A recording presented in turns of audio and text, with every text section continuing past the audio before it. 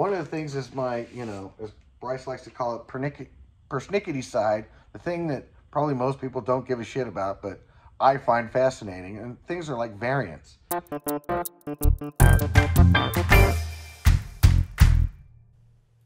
What's the status, Gladys? Welcome to a Thursday Collection Connection, where we're playing that game. That's just an excuse to talk about records. I play the game with my brother, Plastic Eric, from the Plastic Soundwave Cult channel. Each episode, we talk about an album for a little while that pertains to the album shown in the previous video by the other. Eric does his videos every Monday. I'm every Thursday. And you're welcome to follow along and play along if you like. In Eric's last video, he showed Damned, Damned, Damned by the Damned. Good record.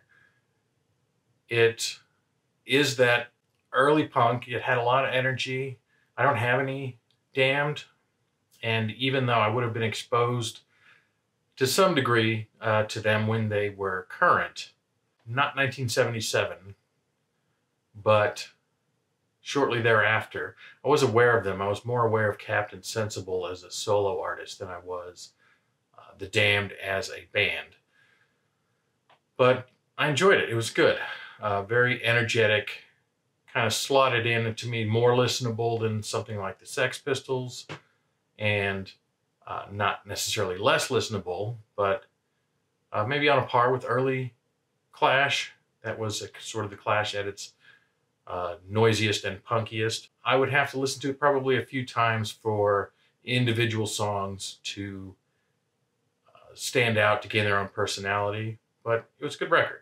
The quickest connection is obviously the front cover. This is not a connection I made, but it immediately made me think of the Who Sell Out, which I do not own a copy of, but also Herb Alpert's Whipped Cream and Other Delights, which I do have a copy of. But it seems like we've done a little kind of title, cover, kind of quick associations quite a bit recently, so I decided to go slightly different direction. I did notice that the track New Rose, Eric mentioned this in his video, opened with somebody saying, "Is she really going out with him?" which clearly made me think of the Joe Jackson song of that name.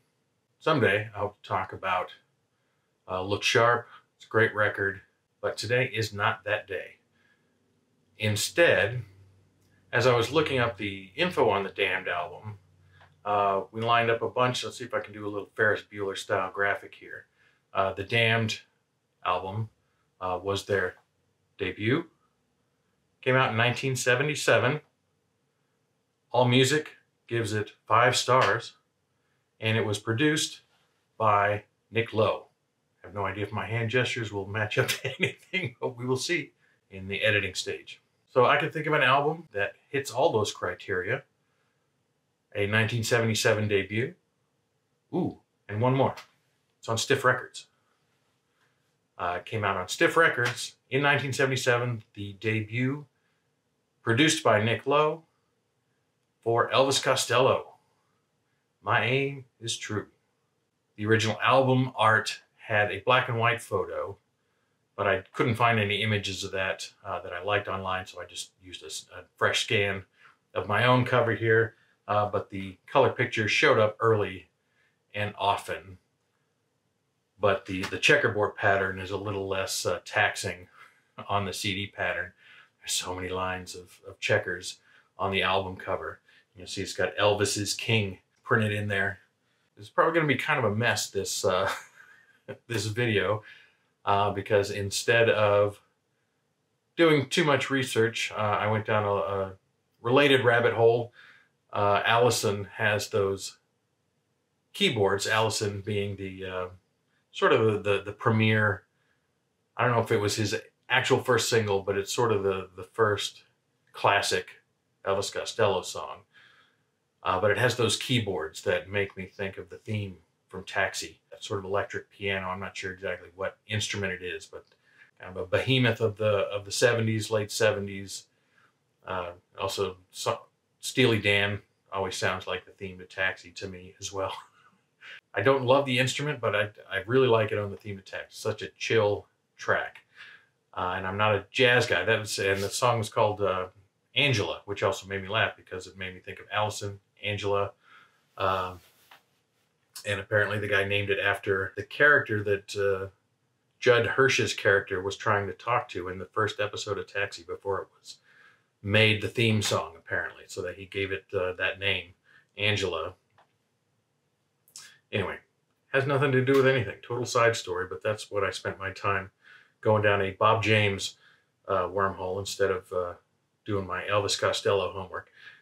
And so I was kind of a latecomer to Elvis Costello. I had an idea for a long time that I didn't care for Elvis's music, and that is based on kind of a couple of songs that I still don't necessarily care for from the mid-early 80s. But it wasn't until the Spike album that I bought some Elvis Costello. And I really like Spike, and I really like a handful of his albums, even going back in time a ways to some of these heralded classics. But his catalog has been reissued sort of any number of times at this point. And in the early 90s, I may have the order wrong, but I think in the early 90s, Rhino Disc had a pass at it, and later around the 2000s, Ryko Disc had a pass at it, and I got a lot of his back catalog through those reissues. And I got them kind of all at once, and they were either all extended, very long CDs, or in the case of the second round, 2 CD sets. And it turned out at that time and, at that stage in life, it was just kind of a little too much all at once. I've never gotten intimately familiar with anything kind of earlier than King of America. I have basically all of the records through When I Was Cruel. And, oh, that also makes me think, When I Was Cruel, I'm going to mention Nick Lowe is the architect, the artist of the song Cruel to Be Kind, which for my money is the best pop song of all time. Whenever I try to put a list together, that song always ends up on top. Cruel to Be Kind by Nick Lowe. Fantastic song. And I thought about doing Rockpile, which was the band that he was in with Dave Edmunds, because I have that Rockpile album as well. I didn't pull it out, but decided not to do that either. That was another Almost Ran. As far as the earliest Elvis Costello, it's funny. It doesn't sound even particularly new wave. It sounds throwbacky. I think a factoid that most people know is that his backing band at this time was the band Clover, which was a band that included Huey Lewis, although Huey Lewis is not on this album, but his band from the first album is kind of what became Huey Lewis and the News, which is bizarre, but I think most people know that.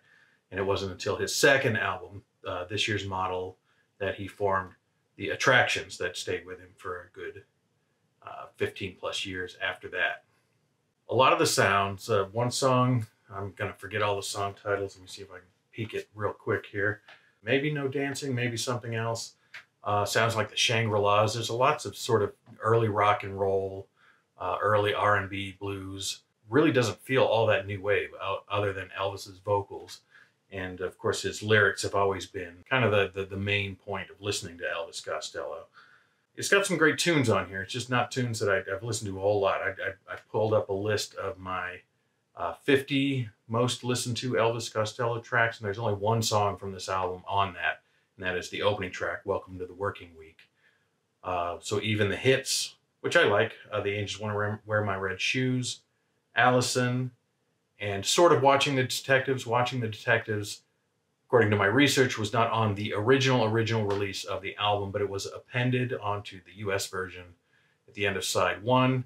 And on here, even though it has extended play, bonus tracks and stuff, it is still bumped in there sort of with the main tracks. And this is the Ryko version of the album. Let me see. Mystery Dance is a good one. I really like Sneaky Feelings. Other than the fact that I know a lot about it, again, it's on Stiff Records, 1977 debut. produced by Nick Lowe. I could see people being underwhelmed, even though AllMusic does give it 5 stars.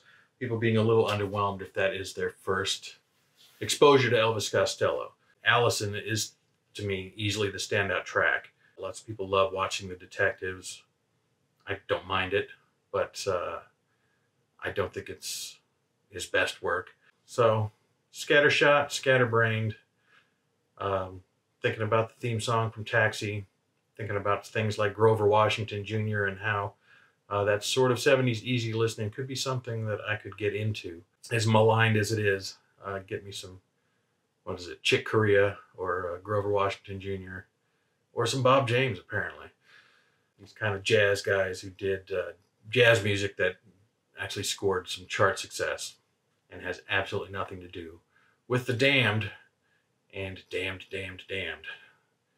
So, anyway, there's my unrefined thought process just slammed into a video. I will throw Elvis Costello's My Aim is True over to Eric, and you can look for his response on Plastic Sine Wave Cult on Monday. So look forward to that. As for me, I've said my piece. So I thank you for watching. Bye-bye.